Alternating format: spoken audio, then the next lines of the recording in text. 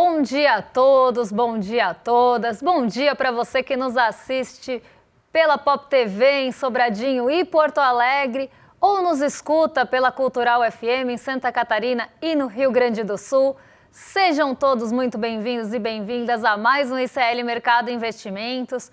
Hoje, quinta-feira, dia de conhecer o que mexe com o nosso bolso, porque a gente vai falar de dois assuntos, na verdade, que mexem com o nosso bolso. Saiu o IPCA 15, a prévia da inflação de setembro, e a gente vai entender o que está pressionando o bolso do brasileiro, o que está pesando, pelo menos nesse comecinho de mês, já que o IPCA 15 pega o finzinho do mês passado e o comecinho do mês de setembro. Então já dá para ter uma ideia, já dá para ter uma expectativa aí do que vem pela frente no IPCA final de setembro. E trago más notícias porque a gente tem a volta do choque da energia elétrica. Então eu vou explicar isso para vocês tintim por tintim, mas tem outro assunto que também mexe com o nosso bolso, que é a isenção de IR até R$5.000. O texto foi aprovado na comissão do Senado ontem, então a gente vai falar aí do que muda, do que não muda, como é que fica, né, o texto aprovado e o que isso mexe com o nosso bolso e com quem também deve compensar esse alívio no bolso do trabalhador que vai passar a ter uma isenção com uma faixa mais larga. Além disso, a gente tem os assuntos que eu estou devendo, que se der tempo a gente passa, senão eu vou ter que cumprir todas as minhas promessas na sexta-feira. Então já vamos passar pela agenda, porque tem bastante assunto hoje, a agenda também está bem recheada, então já vamos passar por ela para não perder tempo. E aí a gente já vai para o IPCA 15. Às 3 horas da manhã, lá na Alemanha, saiu a confiança do consumidor de outubro.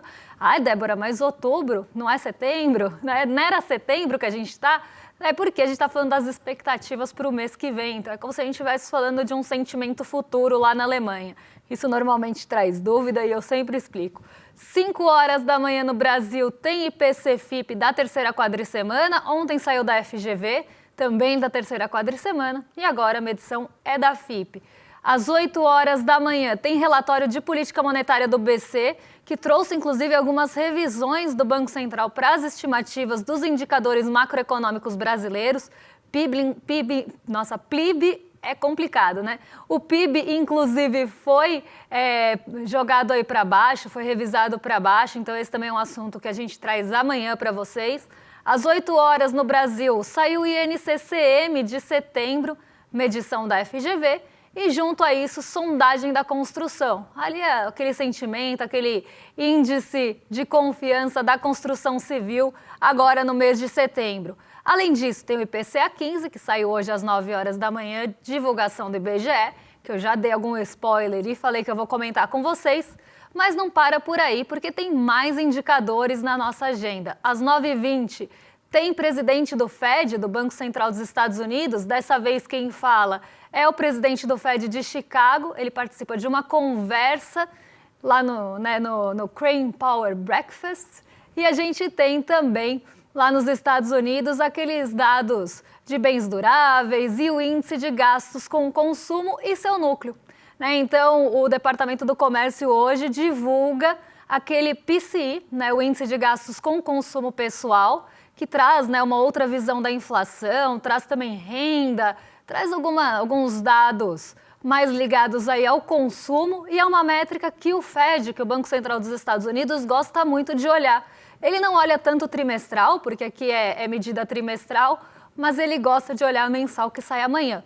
Então, isso deve ficar bem no radar, porque é uma variável importante para a tomada de decisão do Banco Central e isso está muito no radar, isso está muito ali na centralidade da discussão, porque se tem muita incerteza em relação ao ritmo de cortes nos juros dos Estados Unidos.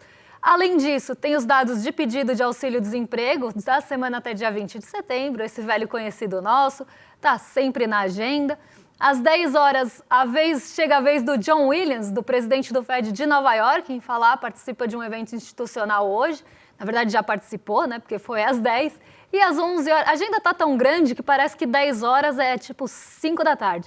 Às 11 horas da manhã, agorinha, quem fala é a Michelle Baumann. Michelle Baumann falou ontem e hoje fala de novo na conferência sobre a qualidade dos mercados financeiros. Outro dado que sai agorinha é vendas de moradias usadas lá nos Estados Unidos, medição final de agosto. Então essa segunda parte da agenda está toda tomada pelos Estados Unidos, seja por conta do PCI trimestral ou dos dirigentes do Fed, está aí toda tomada pelo país do Laranjão. Agora vamos seguir porque a gente tem mais um quadro de agenda para vocês. Às 2 horas da tarde é o Michael Barr, que participa de um evento em um instituto para discutir assuntos internacionais de economia. Ele também é diretor do Fed. 2h40 tem o presidente do Fed de Dallas, Lori Logan, participando de um evento distrital de Richmond. E, além disso, às 4 horas da manhã, tem decisão de política monetária no México. Então, vamos descobrir como é que fica a taxa de juros mexicana. 4 da tarde. O que eu falei? 4 da manhã, gente? Bom, é 4 da tarde, né? 16 horas. 16h30 é a Mary Daly que discursa no Western Banking Forum. Ela vai participar aí desse encontro, desse fórum, e ela é presidente do Fed de São Francisco. Além disso, a Assembleia Geral da ONU continua rolando durante o dia. Então, como vocês podem perceber, hoje vários dirigentes do Banco Central dos Estados Unidos vão participar de algum evento, de alguma conferência, de algum encontro de forma geral e vão falar. E isso tem muito potencial, principalmente em um dia de agenda mais esvaziada lá nos Estados Unidos. Claro que a gente tem o PCI, tem o índice de gastos com consumo, que é importante, mas, no geral, a agenda lá está voltada para esses dirigentes do Banco Central. E isso deve ganhar muita relevância, porque caso eles falem alguma coisa que diminua ali a possibilidade de cortes de juros nos Estados Unidos ou tragam alguma sinalização de incerteza em relação aos cortes, isso pode mexer com o mercado. E aconteceu essa semana. Tinha um outro dia que estava cheio de pronunciamentos de dirigentes do Banco Central e eu falei, olha, isso tem potencial de jogar areia nas expectativas, de dar uma jogada de água no chope. E aconteceu. Então, quando a gente tem muitos dirigentes do Banco Central falando no mesmo dia, eles podem, inclusive, ter algum dissenso ali, um falar uma coisa, outro falar outra, e isso gera incerteza. E como o corte de juros dos Estados Unidos está muito na mira, eles podem ganhar ainda mais relevância. Aqui no Brasil, a gente ainda tem o IPCA 15, que dita o humor dos mercados. Mas lá fora, a agenda está esvaziada, então isso ganha um peso ainda maior nas negociações do dia. Mas vamos pegar aqui, então, um avião já para o nosso Brasilzão e falar do IPCA 15, entender, né, da onde vem alívio, da onde vem pressão, porque, de novo, a gente teve choque no bolso. Depois do recuo, né, de agosto, a gente teve uma inflação no mês de agosto um pouco mais contida, inclusive, né, o IPCA final recuou. Nesse mês de setembro, a gente não tem essa mesma boa notícia. E por que a gente não tem a mesma notícia positiva do mês passado? A inflação subiu para 0,48 em setembro. Então, já vou até jogar um spoiler aqui, né? Porque a gente já vai falar das projeções e vocês vão ver que a projeção ficou acima do que aconteceu. Então, o mercado, os agentes de mercado, quem responde pesquisa em relação ao que acha que vai acontecer no IPCA 15, tinha até jogado um pouquinho para cima. A pesquisa mostrou ali uma média, uma mediana de 0,51%. A inflação ficou em 0,48%. Ficou abaixo da expectativa, mas voltou a subir. A gente tinha tido deflação, inclusive, no mês de agosto, mas essa deflação veio por conta do alívio na conta de luz. Só que esse alívio era o bônus de Itaipu. Eu já vou explicar direitinho para vocês. Quando a gente tira o bônus de Itaipu, como a gente está na bandeira A2 vermelha, que é a mais cara que tem, porque está chovendo pouco, está faltando chuva, está faltando água ali nas hidrelétricas, você aciona outros mecanismos para fornecer energia, como, por exemplo, as termoelétricas. E é uma forma de fornecimento mais cara.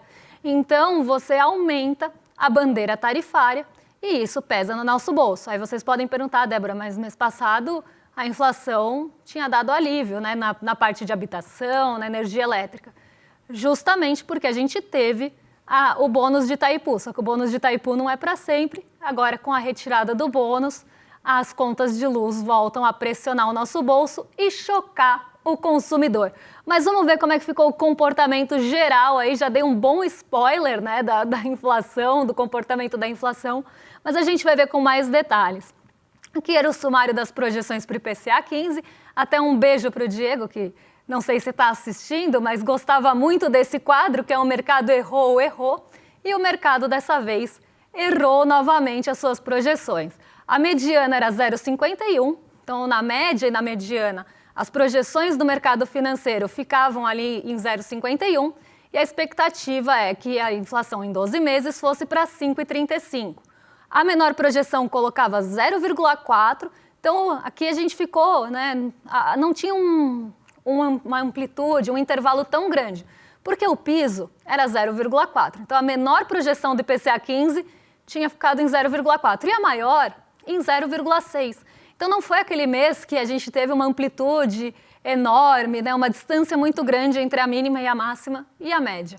A gente ficou num intervalo mais comprimidinho ali, né, um intervalo mais curtinho, de 0,4 e 0,6 e a média em 0,51. Foram 23 instituições que responderam à pesquisa e a gente tem ali 5 respondentes, né, que equivale a 21,7% dos respondentes, ali na faixa do 0,4 e 0,45.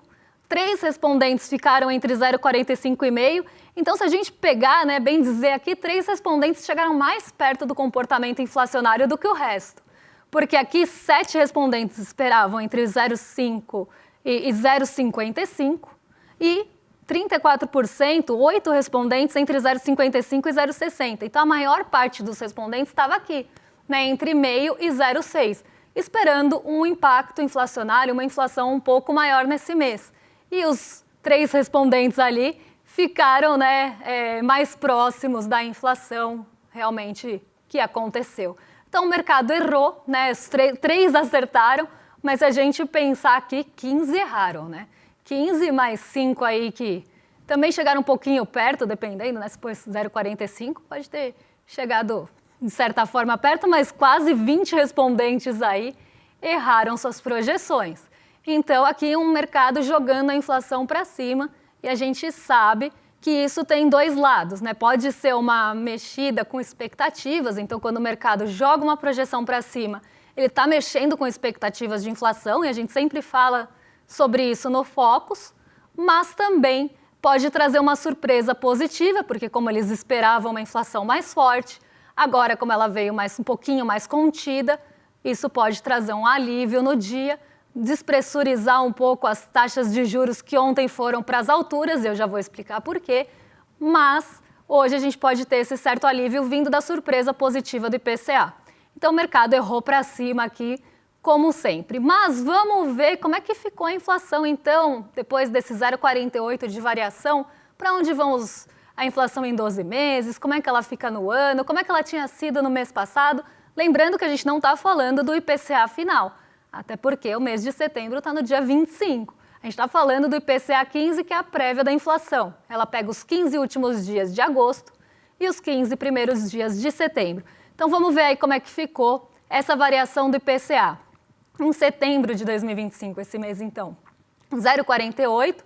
Mês passado a gente tinha tido deflação, justamente pelo alívio na energia elétrica, 0,14 de queda.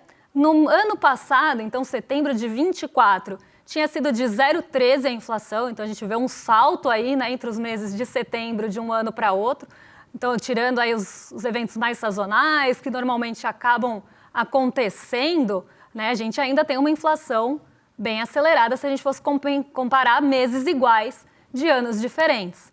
E acumulado em 12 meses chega a 5,32, também abaixo das expectativas do mercado, que era 5,35, e acumulado do ano em 3,76.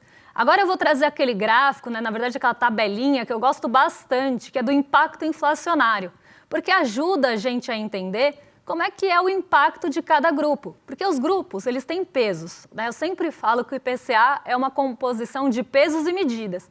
Então, você não dá o mesmo peso para os grupos. O grupo habitação, ele tem um peso. O grupo alimentos tem um peso também maior. O grupo vestuários, ele tem um peso um pouco menor. Por quê?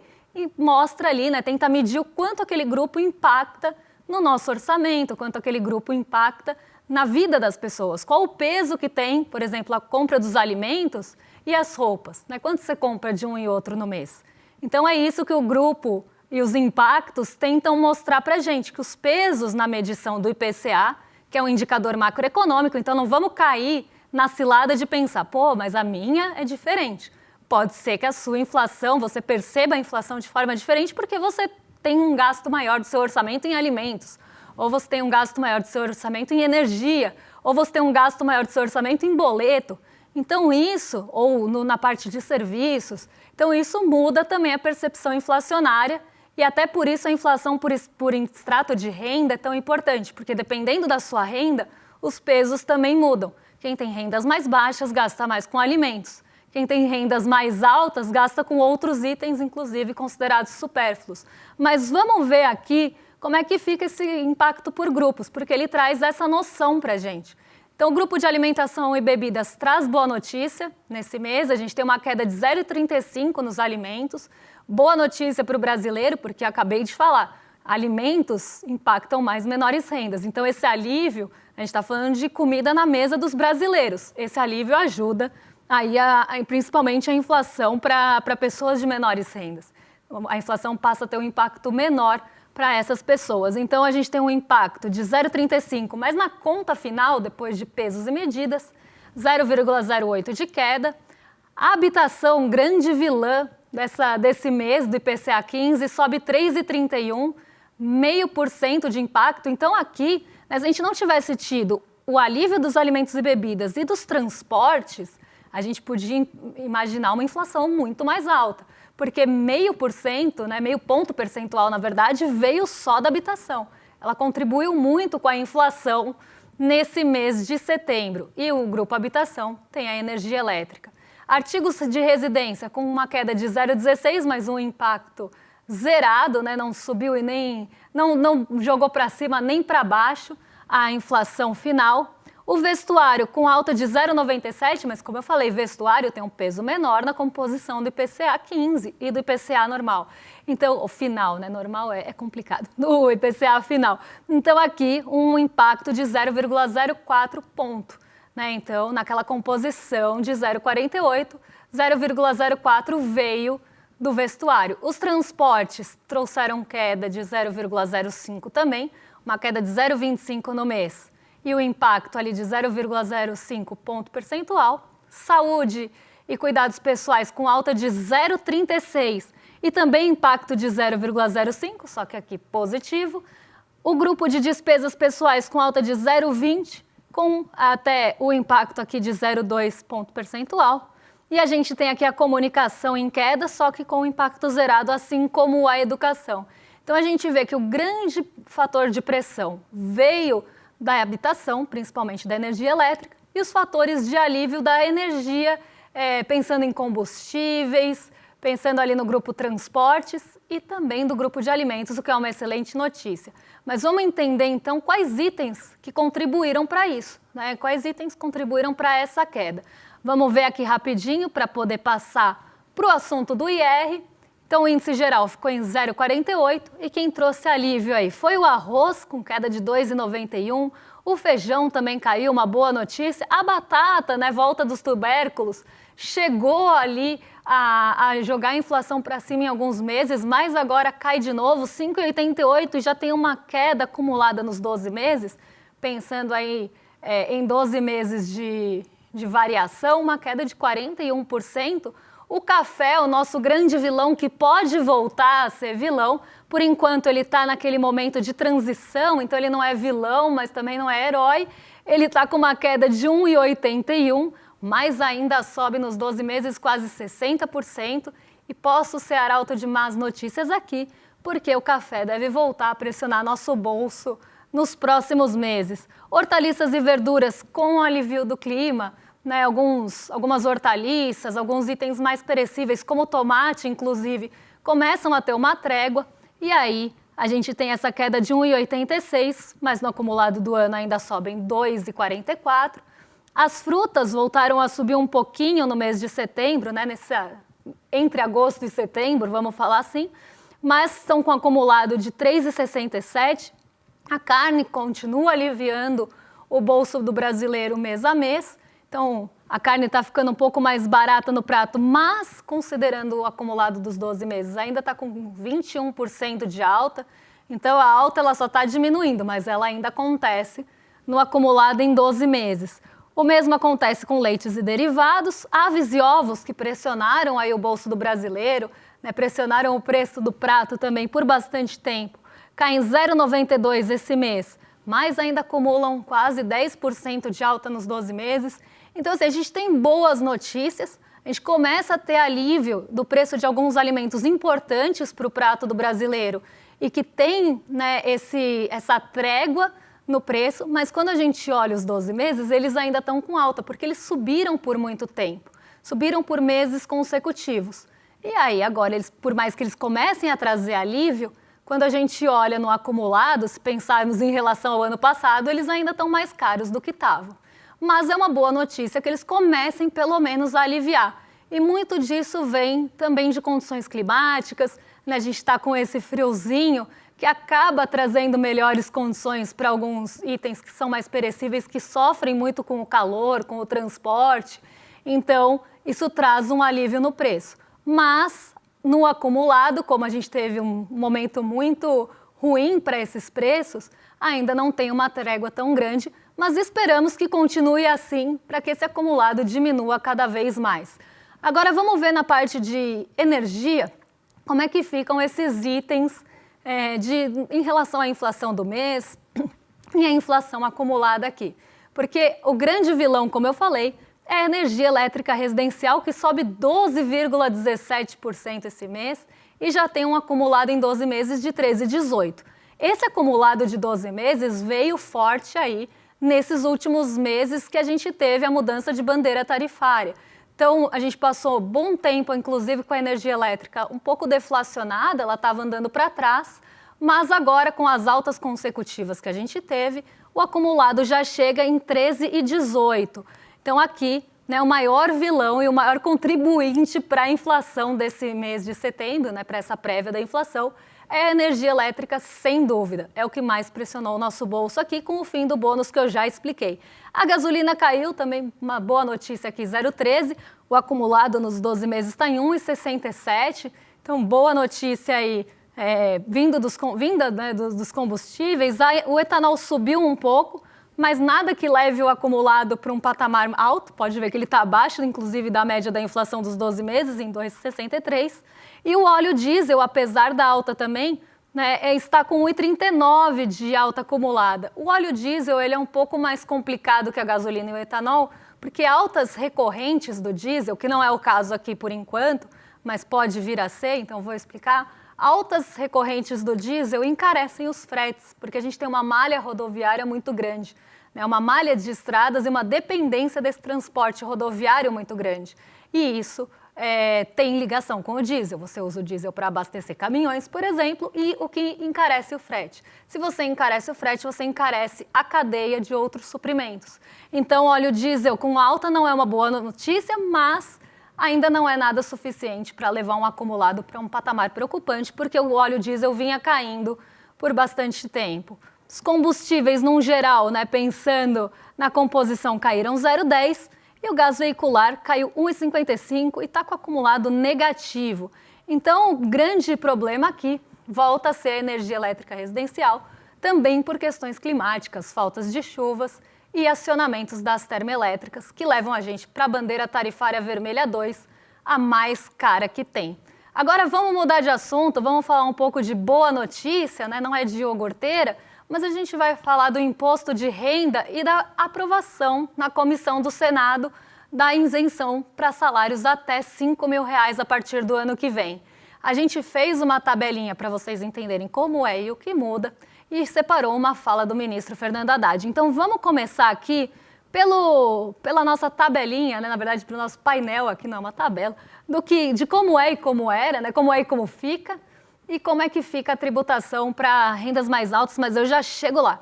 Então, antes não pagava IR quem ganhava cerca de 2 salários mínimos ou até R$ 3.036 por mês. A partir de 2025, passando esse texto aprovado completamente, né, caso isso aconteça, a isenção vai para R$5.000 ou 60 mil por ano E quem ganha entre R$ 5.001 e R$ 7.350 também vai ter um desconto gradual no imposto. Então não vai pagar ali maiores alíquotas logo de cara, vai ter descontos graduais aí nessa faixa de imposto de renda, que era uma dúvida, né? Isso foi trazido como dúvida várias vezes. Então é uma boa notícia, né? A gente já fez até uma conta que lá no final das contas, quem ganha, por exemplo, R$ 5.000 pode ter um dinheiro extra sobrando, que é importante, né? No final você consegue ali comprar uma geladeira, dar uma entrada numa moto, comprar um air fryer ali no mês. Então é um desconto importante que a pessoa que ganha R$ 5.000 passa a ter, e todo mundo em cadeia, porque o imposto de renda ele vai progredindo a partir das faixas de isenção. Então, é uma dúvida que as pessoas têm. Quem ganha R$ 5.001 paga em cima de R$ 5.001? Não paga em cima de R$ 5.001, paga em R$ 1, certo? Porque você vai progredindo as faixas, descontando a isenção anterior. E é assim que funciona, é como se fossem copinhos enchendo. Eu gosto dessa analogia porque acho que é a melhor que tem para explicar. Mas aqui é uma boa notícia para o brasileiro. Só que o que está travando isso é a compensação, que é o que vem logo depois. Então, vamos ver o que o ministro Fernando Haddad falou sobre isso e eu já comento o que tem de ponto positivo e negativo da fala dele. No geral, é uma vergonha o que se faz para um lado e para o outro. Nós temos mais de 600 bilhões de reais de renúncia fiscal no Brasil, que, na minha opinião, esse é o maior escândalo. Nós conseguimos reduzir em 100 e foi essa coisa toda, a crítica ao governo, porque a gente reduziu em 100 bilhões a renúncia fiscal, que já estava batendo em 700, 800 bilhões de reais. Por ano, né? Por ano. E nós reduzimos em 100 e a grita, você está vendo a grita toda. Agora com LCI, LCA, essa grita toda, né? Agora, eu acho que o Congresso está muito maduro para aprovar a isenção. O problema é aprovar a compensação.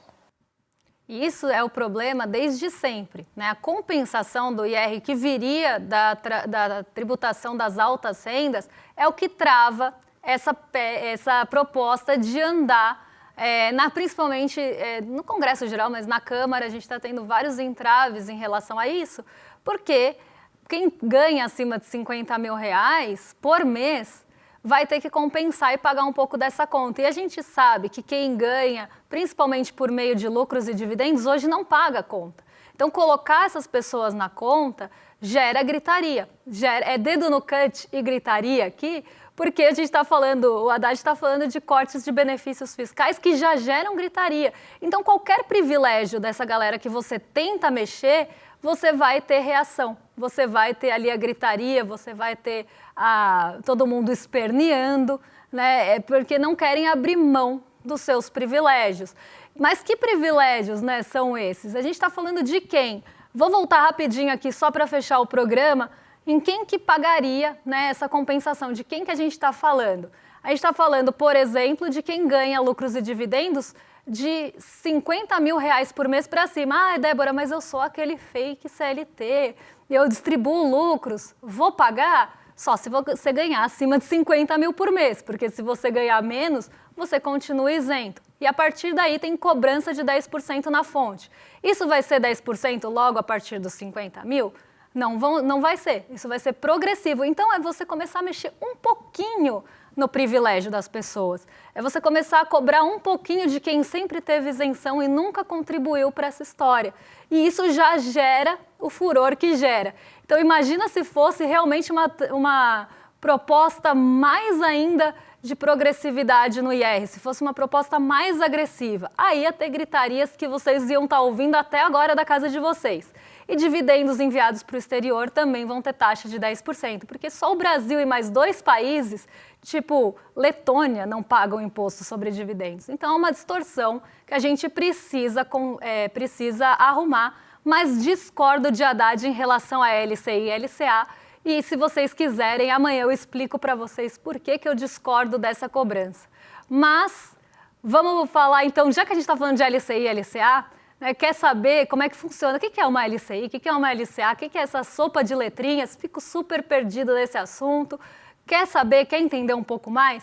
iclmercado.com.br ou o QR Code que está aqui no cantinho da tela, é só apontar a câmera porque domingo às 8 horas da noite, dia 28, eu e o Edu vamos estar aqui para participar com vocês de uma aula muito especial, que é o Guia da Liberdade Financeira, e a gente vai falar sobre todos esses aspectos que envolvem investimentos, que envolvem aí ciladas. Então a gente vai trocar uma ideia, Edu vai dar aula e no final, provavelmente eu entro para trocar uma ideia com vocês em relação a todos esses assuntos. Então, quer participar com a gente dessa aula que vai ser bem especial?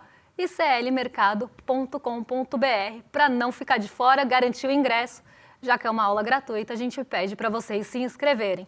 E agora, jogo para os vizinhos de cima, eu ia falar William De Luca. O William De Luca está de férias, então não é o William De Luca hoje é trio, hoje é aquele trio que a gente adora, Roberta Garcia, Guga Noblar e Sarazara já estão a postos para receber vocês.